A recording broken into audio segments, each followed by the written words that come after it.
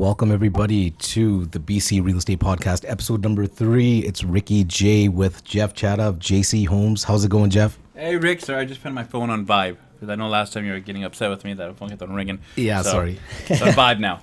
I had the same issue actually earlier. Thanks for that. No, so how have things been going? It's busy. It's busy, Rick. I know we want to actually shoot more videos and talk more people, but it's just so busy right now that we don't have time. Right, but we still want to get our videos and our content out there, so of course we'll try hard to get these out. Yes, all for you guys, and make sure you guys hit up that thumbs up button. It helps out the algorithm and our videos, so we can be delivering these weekly videos for you guys. And I wanted to touch on the subject about first-time home buyers and some of the common mistakes that they make, or even just some advice for them, possibly. Your views. So I mean, the most common mistake is not calling me. No, I'm joking. Of course. Well, Rick, I mean, there's a lot to talk about with that, right? Perfect. This market is very unprecedented, and it's very hard for first-time home buyers in this market, let alone just buyers in general, right? Yeah. So I'll try to touch as many parts of the conversation as I can, and I'm going to say this in no particular order, right? So it's not that the first thing I say is more important than the last thing. Okay. They're all equally important. Yeah. One of the things that, we're sticking with first-time home buyers. So one of the things that first-time home buyers, unfortunately, often don't do, and it's not really their fault, it's just sometimes they're just overly excited, and they're seeing what's happening in the market, and they just go full steam ahead. So this is about every market, not just the speedy market that we're in right now. So a common mistake that first-time homebuyers do is they don't plan and they don't talk to a mortgage broker or a consultant or an advisor. They assume, and you know that old saying, Rick, about assumptions or assuming you make an ass out of me and you. Yeah, of course. It's really relevant. They don't talk to a mortgage professional. Now, we are going to be talking to a mortgage professional in our other shows. Yep. So definitely, we will be giving a few tips when we have these mortgage professionals here. Mm-hmm. So I won't touch too much about that. Yeah. But talking to a mortgage advisor is very, very important before you start looking. That's one of the things a lot of realtors will ask that, have you got a pre-approval done? So the whole pre-approval process is very, very important. It just sets the standard of knowing what you're going to buy. Of course. Right? I mean, it's like walking into a store that's all with a China store or whatever they call it, right? Yeah. But you're blindfolded and you be tearing down, ripping down everything and breaking everything. Yeah. Of course. So it's almost on the same kind of thing. When you don't know your numbers and you're going in the market and you're trying to buy something, you don't know what's happening. You don't know what you're going to approve for. You're assuming you're approved for this, but everything changes. Mm-hmm. So it's good just to know what you're going to do. It's not a small purchase. It's huge, Rick. Of course. Right? Especially finances-wise as well. Like, things can change very quickly. Like, look at COVID, for example. Nobody saw that coming, right? Really. Yeah. Well, some small percentage might have saw it coming to some extent. But, anything can happen tomorrow, right? So you just want to be as prepared as you possibly can be, especially when making your home purchase. It's a huge purchase, right? Well, it is. I mean, I know this is a real estate podcast channel, but in life in general, you want to be prepared, especially when you're spending this much amount of money, this much amount of time and effort. You want to prepare yourself. So the other problem that relates very close to what I was just talking about is staying within your limits.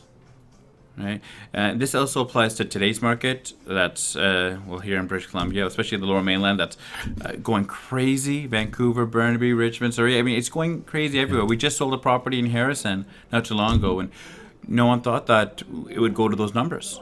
Sold in a week, and it was crazy. Now I'm going to say this, Rick. We are in my office right now, so people might be hearing background noises. That's how excited other realtors here are. Lots of action. Because everything's happening, but we still want to take the time out to talk. Of course. So to get back to the point about buying what you can afford, staying within your limit, it's very easy in today's market or in any market to say that, okay, my limit is $700,000. Now, when you're sitting there and you're negotiating, the seller comes back to you and says, okay, we're at 710. Now you're saying, okay, I can come up another 5,000. Yep. Right? So you came up over your budget. Now, it's okay here and there, but it's going to go back to the first thing I said, is talking to your mortgage broker to find out what your numbers are. Because it's so easy to keep jumping up in small increments. Okay, 5,000 here, and then another 5,000, and then another 5,000. Now, when you're doing the negotiation and it's on paper, you see 705. Okay, 710. Okay, 710. It's not too much more. Okay, 750. But you're only going for 5 increments. Yeah. But if it's 700 and the other counter is 750, then you're thinking about it.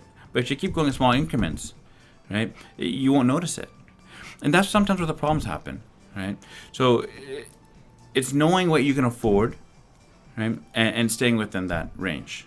It happens all the time, right? Affordability is key. Right? It Say all is, the time. and believe it or not, it saves a whole lot of stress for all parties involved just by talking beforehand.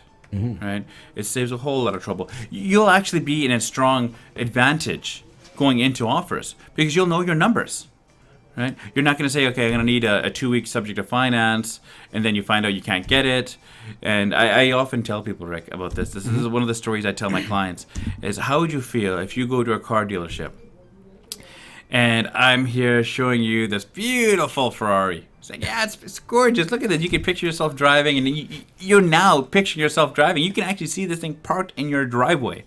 So and I'm like, I tell you, go wait out in front. Yeah. Right? I go to the back, I go grab the car, and the problem is when I come to the front to drop off the car, I'm not dropping off a Ferrari, I'm dropping off a Honda Civic. Now, you got used to this Ferrari. Yeah. But, unfortunately, you can only afford that Honda Civic. Now, it's a nice Honda Civic, fully loaded to the T. It's beautiful. And in fact, if I didn't show you that Ferrari, you probably would have went for it. But because you now pictured yourself in that Ferrari, saw yourself driving, that Honda doesn't compare.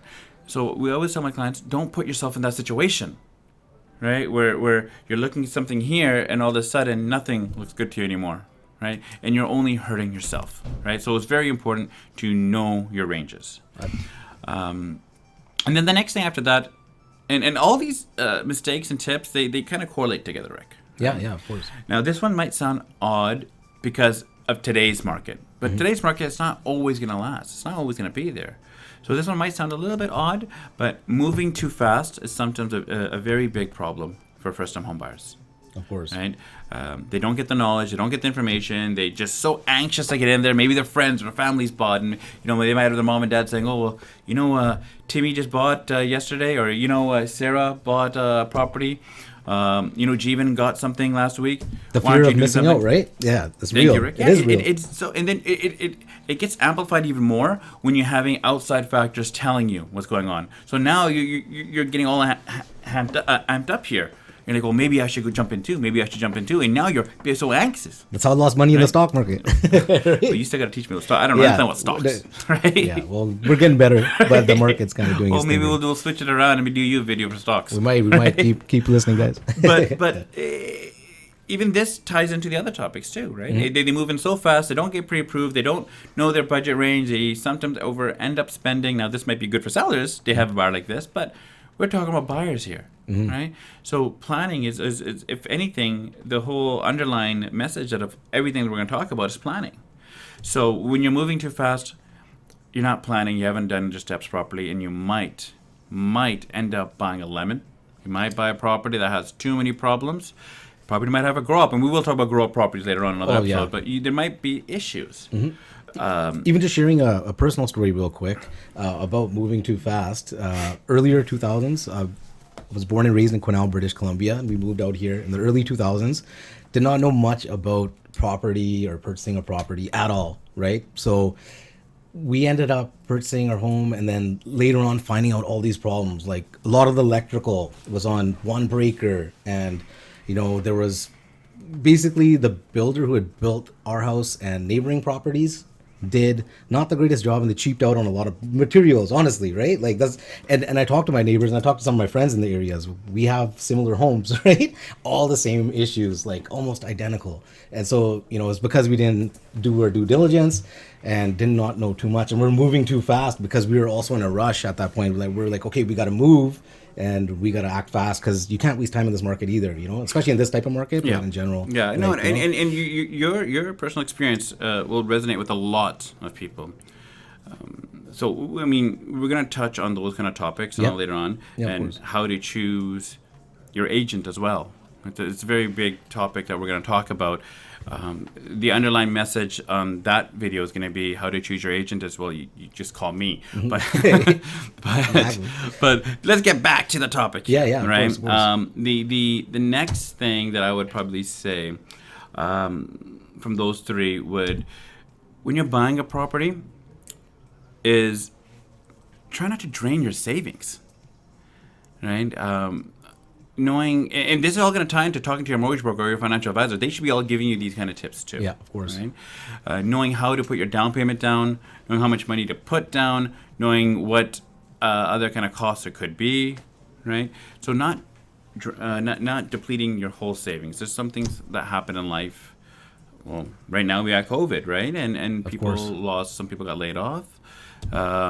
People jobs hours got cut. There's a whole lot of things that happen, emergencies, just for myself, when COVID was happening last year, my parents were trapped in India for the longest time, and we couldn't bring them back. So the cost to even bring them back, they own those private planes, are so expensive. So there's so many things here that sometimes you need extra money for, and if you deplete all your money into your home purchase, then there's a lot of things that can happen. If you don't have the money, then how are you going to pay your mortgage? Yeah, you need a backup plan Right? for sure too, right? So, and that's going to roll right into my next point here. Depending on what you're buying, some first-time home buyers are not going to reach that $1 million mark. They're going to stay under the million.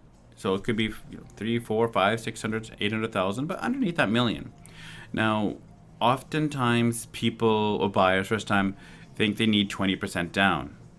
That's sometimes not the case.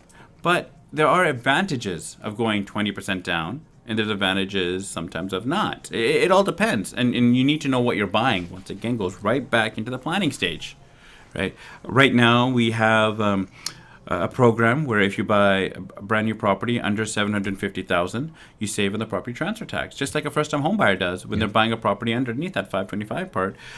Up to 500, you get the first-time home buyers grant exempt. Up to 525, where it's now broken down. But again, we'll talk about that later. But knowing how much to put down. So sometimes a lot of people think that they have to put 20% down, and that's why they haven't even walked into the market. Now, those same clients, we had a client last year, actually, no, sorry, this is 2 years ago, was just in this same scenario, that they didn't want to put less than 20% down. Now, I was pleading with them, listen, the market, you don't know what's going to happen. You're comfortable now, and we can always change the amount of down payment later on. You can talk to your financials. You can dump in annually, every year, a certain amount. But we're getting this at a good deal right now. Let's not jump. If you go 15% down, go 15. You go 5% down, we might be able to get it 5. You might go 10%. Let's get into the market. They didn't listen. And now they're calling and saying, Jeff, we're out of the market. We can't buy anything. And I told them, well, didn't you kind of wish you went under then? So sometimes you don't need the full 20% down, right? So that, once again, goes right back into planning. And I'm saying planning because that's how important planning is, Rick. Oh, yeah. Right? I've seen it with even some friends of mine where they've actually in the past, they've actually sold their property, but didn't look ahead forward. And then, especially right now, people are running into that problem right now where they sell and they don't have a spot and to go. especially in escalating markets like this, when prices are going up every day almost. You sell today and you didn't have a plan for tomorrow, then what are you going to do? Exactly. Planning, super important. Now, let's just say that you're getting your home and you're finalizing. Another mistake that often happens is not understanding or miscalculating, I should say, the hidden cost of home ownership. Now, experienced home buyers, they don't usually have this, but the first times, sometimes, they might have come from renting or they come from their parents' place or somewhere, and they're now into home ownership. So some of the financials where they don't think about is, your basic hydro, electricity. A very common one, actually, Rick, and you're going to find this very, very funny and weird, and it's like, really, is grocery expense. Oh, yeah. Oftentimes, when first-time home buyers buy a property, they're not thinking about their cost of just standard living. They're not thinking about their cell phone payment. They're not thinking about their car payment. They're not thinking about groceries. They're not even thinking about clothing. They're not thinking about even their miscellaneous outing expense. Not to mention the gas prices. Might need to take a loan out just to get a tank of gas. Well, Pretty soon. it's going to happen with these numbers. It's going right? up. So they don't think about these small things. Now, these things all add up. Now, when you're getting your mortgage, and I'm just going to use a round number here, and let's just say your mortgage is $2,500 a month. We sit down with our first-time home buyers, and we actually go through the calculations, and we say, okay, well, this mortgage is going to be $2,500 a month, and this is the number given from your mortgage broker. That's great. How much do you not plan to eat? And they're like, what? I'm like, well, this is $2,500, and I see your income here is $3,000. So $500, or $2,500. Let's say $2,500 for the mortgage payment, and now $500 a month. Is that enough for you to survive? Is that enough for your groceries, your cell phone, your car, everything, your standard living? Is that enough for you? Any emergency pop up? Exactly. You want some savings. Yeah. You get $2,500. $3,000 is your income. Month. $25 goes to your mortgage. You got $500 left. Now, if you're spending all $500 on food, groceries, and you have nothing on savings, then you're literally living paycheck to paycheck. So understanding the numbers is really important. Understanding the hidden costs. Right when you buy a property, you have to either get a notary or a lawyer, which are to help with your closing costs. Depending on what the type of property you buy, there might be property transfer tax. There could be setup costs, moving expenses. One, sometimes there's appraisal costs depending on your mortgage. Just moving into the property, buying new furniture, right? Or maybe you have some money set aside for renovation. Maybe there's you moved in, it's an older home, and plumbing breaks down and you have a leak, but you have no money to pay for that. Now what? Right? So there's these hidden costs sometimes that you really, really, like how you said before, right? Save some money for a rainy day type of thing. It's really, really important, right? Even also, sorry, just to touch on it, like if someone was selling a home, in some cases, let's say if they're trying to do some repairs on their place before they sell it, in most cases, people are probably trying to keep that cost down, right? Trying to keep the minimum cost down. And sometimes that might not last a long time. In some cases where you might run into that same problem where you need to repair right away after purchasing. Yeah, right? there's been stories, Rick, where we've seen some homes where you can tell it was a bandage patch-up job. Yeah. Right? And but once again, and this is going to roll into my next points afterwards, the buyers went too fast, didn't do an inspection, and they bought it, and next thing you know, it was a nightmare. Yeah, and that will be a separate episode as well. Somebody had asked, a couple people had asked me about that, about inspecting a home prior to purchasing. Super, super important, I think. It is. I mean, a lot of people overlook it, though. Well, I use this analogy a lot, the hotel analogy. Some people, they before booking a hotel room, you look at reviews of the resort, or you look at reviews of the hotel, you look at the room, or sometimes when people are even at the hotel, they go, can we see the room first before we buy it? Or before we book it for the night. Yeah. So that's just one night, and you might be spending $100 or $200 for that room for that one night, but you're doing an inspection, right? So you're buying something for $500 to $1 million, and you don't think you need an inspection, but you inspected a room for $200. So true. You know what I mean? But now, now this kind of rolls into a little bit to the mortgage aspect, so I'm not going to touch too much on it. Yeah. We'll let the mortgage broker talk about this, but it involves gift money. Okay. Right? Yep. Money that is, literally, as it sounds, money coming from others as a gift.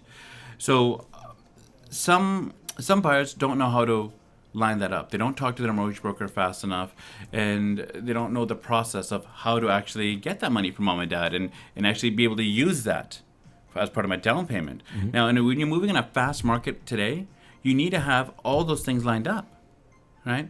Because what happens is maybe the mortgage broker or the bank wants the money in your account for 90 days, and they need to do verify. But you put an offer on this property and you did a closing in 1 month. Now what? Now how are you going to prove that money? I'm not a mortgage broker, so I don't know the inside tips or tricks, or if there is one. All I can tell you is to plan. If you are getting money from mom, dad, uncle, or inheritance something, then disclose to your financial advisor, let them know where everything's coming, and start making these processes. Right? That's very, very important, Rick, especially first-time home buyers. Of course.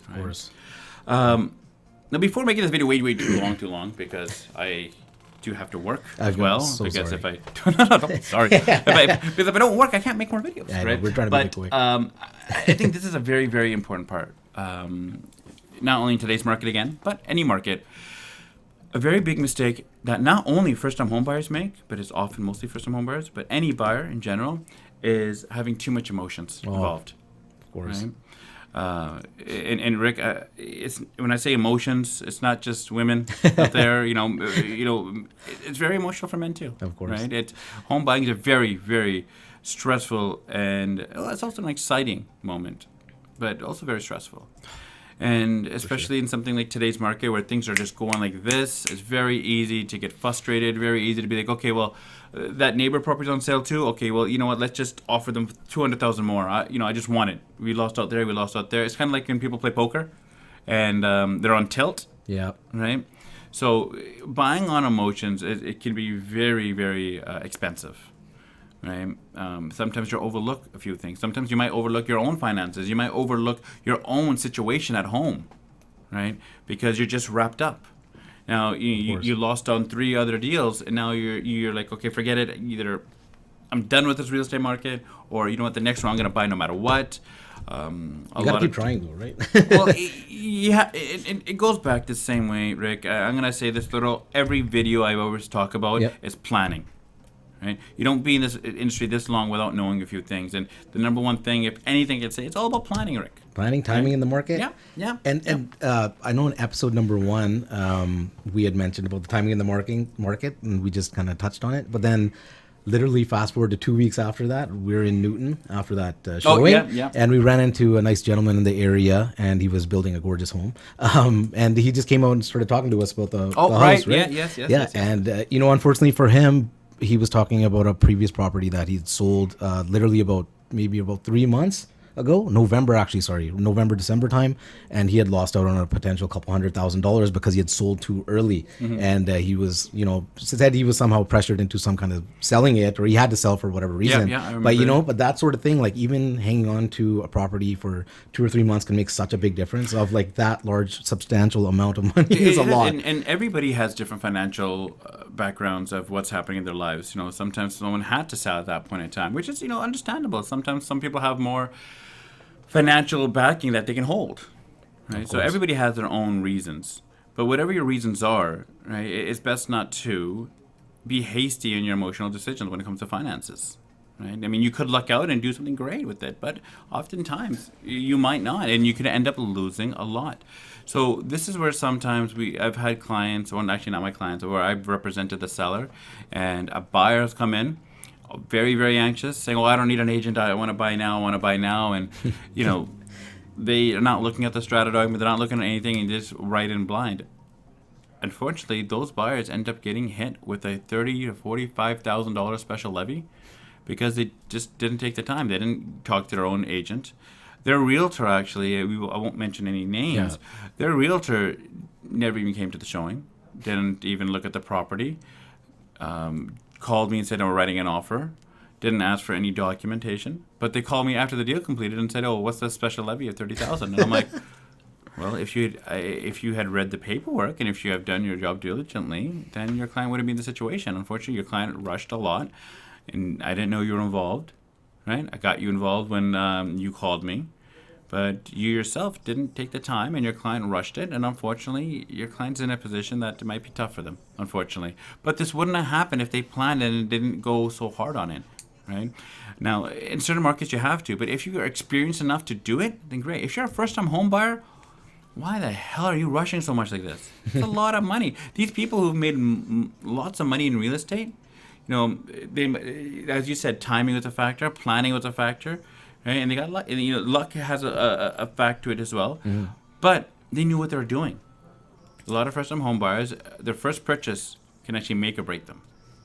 Right? And it is impossible to get the perfect timing in the market, right? No, it's timing in the market is really, really key, Ricky. I mean, but there's always deals out there. There's always someone that wants to buy. There's always someone to sell. Everybody has a different financial situation. Yeah. Right? The person who, you can have 3 houses all side by side, Rick, right? Now, the guy in the middle, he's very financially well off, and he doesn't need to sell today. Yeah. The guy to the right, he just lost his job. And the guy to the left, he just got a promotion, right, from the middle house. Now, the guy who's got a promotion, he doesn't need to sell either. So he's like, I don't care. The guy in the middle, he wants to sell, but he's financially wealthy. So he's like, I'm going to wait for my price. Yeah. Now, the guy on the right who lost his job, unfortunately, needs to sell. Right? Now, let's just say the guy in the middle, he's happy with $1 million. The guy on the left, he wants 1.2. Now, the guy on the right who lost a job, the property's probably worth about $1 million, but he might take 950 just because he needs the money. Yeah, he's in a rush. Right? So everybody's situation is different. All right. So there's a lot to talk about that. But to get back to the last point I was saying here, is buying with emotions. All right. And without me going over and over and over and over and over again with this, right? It's about planning. Emotions is great. It's natural to have emotions. I'm not saying to be a stone wall or be heartless, right? Of course not. But what I'm saying is don't rush it. Don't get so anxious where you're overlooking a few things. Take your time. Know what you want to do. This is a big decision, right? It's not something you just buy now and return later, right? It's not Costco. Yeah. Right? And Costco, I want to plug for that, by the way. Yeah. No, they have some of the best return policies there is. But you can't just return it. So yeah. I would say that's a very big thing. Now, there's a lot more mistakes and pitfalls and tips that we can talk about, but then it just get really boring and long, and I got work to do. Yeah, of course. Rick, yeah. you are gonna, because one thing I love, and I'm not a YouTuber, I don't know many things about this. What I do like is that I have got calls and text messages from people I've never talked to asking questions, and they have their own realtors, which is fun. I have no problem with that. But if you want an answer, and unfortunately if you haven't got it from your agent, there's no reason for you not to find out yourself, and I don't mind giving you an answer to the best of my capability. So if you can put the phone number or wherever here, there, or all that kind of stuff, right, then I have no problem with calling Pete. Of course. Right? And I'd always love to talk about different topics. If anyone out there has a topic that you don't want us to talk about, right, then I'd love to talk about it. Either shoot us a message, email, or whatever. Comment section. Thank you guys we had a couple comments in there, and we're answering them the best we can as they've been coming along. Yeah. And those are some topics that I guess people want, so we're gonna be doing those right eventually. There's so many topics and videos we got coming for you guys on a weekly basis. That's why it's really important that you subscribe and comment and hit that thumbs up bell if you guys are liking the content. And one thing I would really, really love, I know we're shooting in my office here, and it's not we don't have that green screen or anything fancy, but this is really not about over video production. It's really about the content and getting the information out there. I love what I do. I have fun with it. Right? Real estate doesn't always have to be so stressful. I just picked up a listing yesterday, and unfortunately the agent that they had before, I don't want to say the word tricked them, but put them into a long listing, and they didn't know what was going on. It became very, very stressful for them. And then you have someone like me that walks in there. I have jokes, but I'm very serious about real estate as well. Right? So went to the family and told them, well, this is how I operate. It's this. We got to do this. We got to do this. We got to do this. But let's have fun doing it. Right? Let's not be stressed, because if you start off on a negativity and we start off with negative emotions, the whole process is going to be that way. So we will be talking about that too, about being mentally prepared for the buy or the sale, and how to actually do that too. Perfect. Right. So Rick, I'm gonna close this off, but I guess you're gonna do all that kind of button thing, like, or whatever that is. Yeah, right? The like, comment, subscribe. You guys know the deal. Also, the new JC Homes hoodies, guys. Here we go. We got two options. We got zip up, which I've noticed 30 and above like the zip up, and 30 and under like the hoodies. I just don't know why, but gym wear, wherever you are. But we'll be giving away at least one a month in the comment section. So please make sure you guys comment. You have to comment to enter in that draw, basically. But we'll be randomly picking a one winner a month. Well, and it's not just you got the sleeve here. Then we got the back. Oh yeah, there right you here. Go. Right, so they're great for the gym. Right, a little bit of, see, they're not cocky, they're confident. Difference, right? Big difference, guys. But with that being said, Rick, anything else we want to talk about here? That'd be about it. And we will be uploading this on Spotify and Apple iTunes, coming up to all your major platforms, streaming platforms online very soon in the next couple of weeks. And yeah, that's pretty much about it. That sums up our last episode right now, episode number 3 of the BC Real Estate Podcast. JC Holmes, Jeff Chadha, Ricky J. We're out. See you guys later next week.